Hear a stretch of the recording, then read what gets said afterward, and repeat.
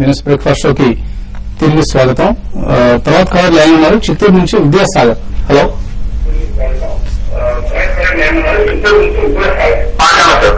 పాకాల అడగండి విద్యాసాగర్. నేను Balaji amines, Apollo tyres and Arvind mills గురించి ఏ రేట్ ఎక్కడ కావాలి సార్?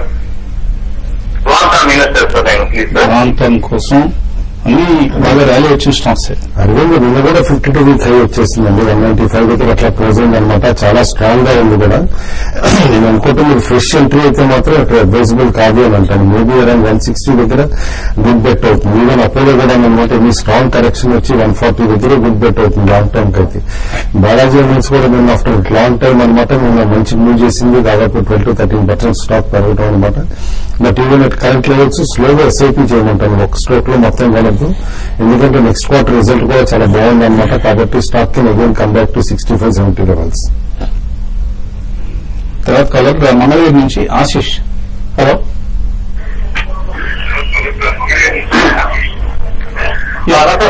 నమస్తే అడగండి. సుగర్ ఫార్మా దాని సబ్జెక్ట్ మొత్తం చెప్పండి సార్. TVS Motors కొనొచ్చా? అంటే సుగంధ లైఫ్ కొన్నారా మీ దగ్గర? కొన్నారనుకుంటున్నారా? ఆయన కాల్లో ఆడియో ప్రాబ్లం ఉంది. సుగంధ లైఫ్ పరిస్థితి రీసెంట్ గా చూస్తే సువెన్ లైఫ్ సైన్సెస్ మధ్యలో కొంచెం ఆగి మళ్ళీ చాలా అప్ అండ్ రావడం చూసామంటే ఆల్రెడీ మీరు ఇన్వెస్ట్ చేస్తుంటే మాత్రం హోల్డ్ చేసుకోమని చెప్తాను.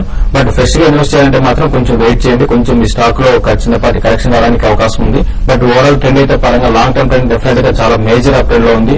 ఇంకా ఈ స్టాక్ బాగా పెరగడానికి అవకాశం ఉంది. కాబట్టి మీరు ఎవరీ డిప్ ని దీని బయింగ్ ఆపర్చునిటీ తీసుకోమంటాను. టీవీఎస్ మోటార్స్ కూడా సేమ్ అండి. లాస్ట్ ఒక 1 year గా చూస్తే ఒక బేరిష్ ట్రెండ్ నుంచి మేజర్ అప్ ట్రెండ్ రావడం చూసాము.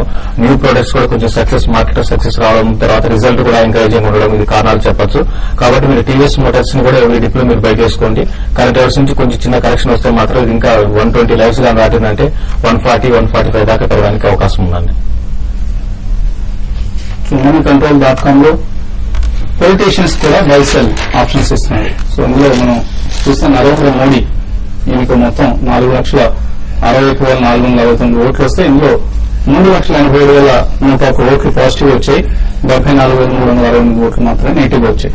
సో ఒక రకమైన ఒపీనియన్ పోల్ లాంటిది ఇది.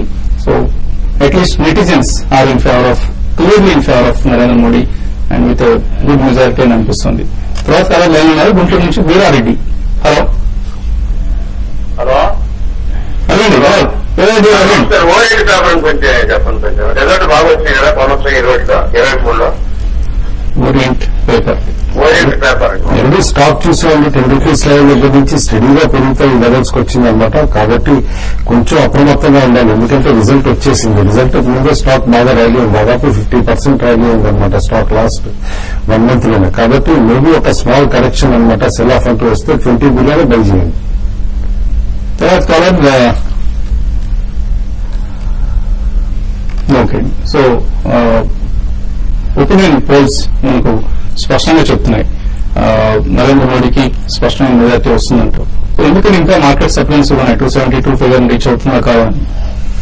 ఎప్రిల్సివ్ అనేది రాంగ్ వర్డ్ అండి నన్ను అడిగితే మాత్రం. ఎందుకంటే చాలా ర్యాలీ అయ్యింది కాబట్టి చాలా B group mid cap stocks లో కూడా హ్యూజ్ ర్యాలీ వచ్చి 100-150% పెరిగిన స్టాక్స్ కూడా దాదాపు నియర్లీ అరౌండ్ 70-80 స్టాక్స్ ఉన్నాయన్నమాట. కాబట్టి అట్లా ప్రాఫిట్ బుకింగ్ వస్తుంది. ఫ్రంట్ లైన్ లో రిజల్ట్స్ కొన్ని అనమాట ఫ్లాట్ గా రావటం అనమాట. ఎస్పెషల్లీ బ్యాంక్ రిజల్ట్స్ అనమాట. మిడ్ క్యాప్ బ్యాంక్స్ ఇవన్నీ కూడా ఫ్లాట్ గా రావడం కొంచెం నిరాశపరిచింది గత కొద్ది రోజులు అనమాట మార్కెట్ ని. దాంతో కరెక్షన్ అక్కడ ట్రెజర్ అవడం తోటి రీసెంట్ యాక్టివ్ సెక్టర్ కాబట్టి అనమాట అందులో డల్నెస్ ప్లస్ ఇన్ఫ్లేషన్ పెరగటం కూడా ఎఫ్ఎంసీజీ స్టాక్స్ ని కొంచెం డల్ చేసింది. ఐటీసీ గానీ లివర్ గానీ అలాగే రాబోయే ఎల్నినో ఎఫెక్ట్ గురించి కూడా ఎక్కువగా మాట్లాడుతున్నారు. కొంచెం అప్రమత్తంగా ఉన్నారు మాన్సూన్ టైం అనమాట. లోకేష్ కుమార్ మెయిల్ పంచారు. Ujaas Energy, Future Consumer Enterprises, HFCL ఈ 3 తీసుకొచ్చాయి ఇక్కడ. ఆల్ 3 సట్టా స్టాక్స్ అండి. ఎందుకంటే Himachal futuristic satta stock, Ujas energy కూడా సట్టా స్టాక్ అనమాట.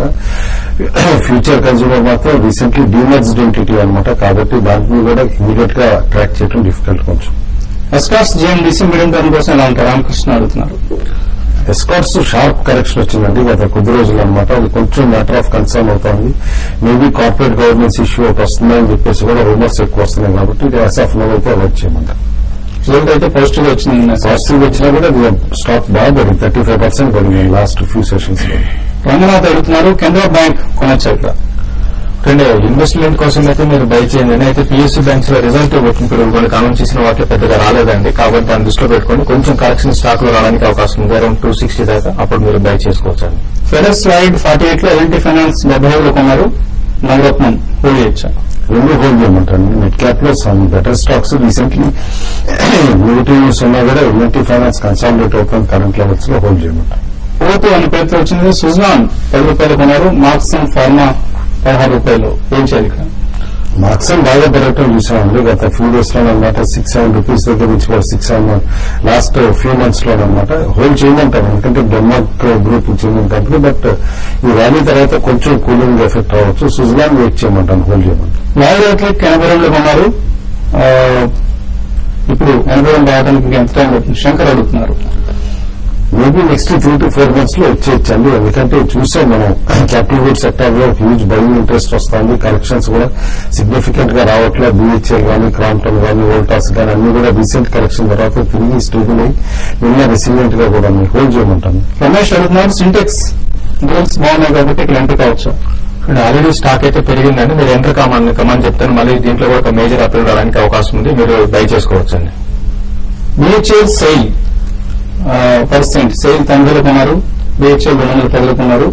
అమరేందర్ రెండు కూడా హోల్డ్ చేయండి. అంటే స్టైల్ మళ్ళీ 90 రూపాయలు రావడానికి కొంచెం టైం పట్టవచ్చు. బిహెచ్ఎల్ మాత్రం కొంచెం ఎలక్షన్ రిజల్ట్ కానీ పాజిటివ్ ఉంటే మాత్రం డెఫినెట్ గా మార్కెట్ లో ఇది పెరిగే అవకాశం 220 దాకా రావచ్చు అని మీరు హోల్డ్ చేయండి. రమేష్ కాసిన Yes bank 340, ITC 321, HCL technologies 14 కొన్నారు. కరెక్ట్ పోర్ట్ఫోలియో అనేది మంచిదేనా? ఆల్ 3 గుడ్ స్టాక్స్ అనేది డైవర్సిఫైడ్ కూడా హోల్డ్ చేయమంటారు. అలాగే లాస్ట్ మెయిల్ కెమిడి సత్యనారాయణ మంత్రి అడుగుతున్నారు టెక్నాలజీ స్టాక్స్ మీద రాబోయే ప్రభుత్వం పరిస్థితి ఏదైనా ఉంటుంది అంటే ఇంపాక్ట్ ఏదైనా ఉంటుందా, ప్రభావం ఏదైనా ఉంటుందా? ఒక్కటే ఎందుకంటే చాలా ఫారెక్స్ మార్కెట్ లో ఎక్స్పెక్టేషన్స్ ఏంటంటే ఇండియా ప్రభుత్వం వచ్చిన తర్వాత రూపాయి గణనీయంగా బలపడుతుందని చెప్పేసి అనమాట. ఈ ఫెటల్ రూపాయి బలపడి 56, 57 లెవెల్స్ అట్లా అనమాట స్ట్రెంజర్ అయితే డెఫినెట్లీ టెక్నాలజీ స్టాక్స్ వీక్ గా ఉండే పాసిబిలిటీ ఉంటుంది.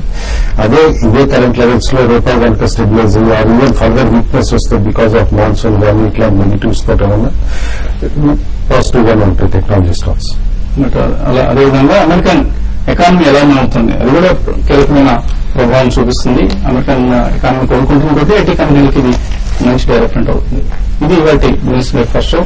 Have a nice weekend.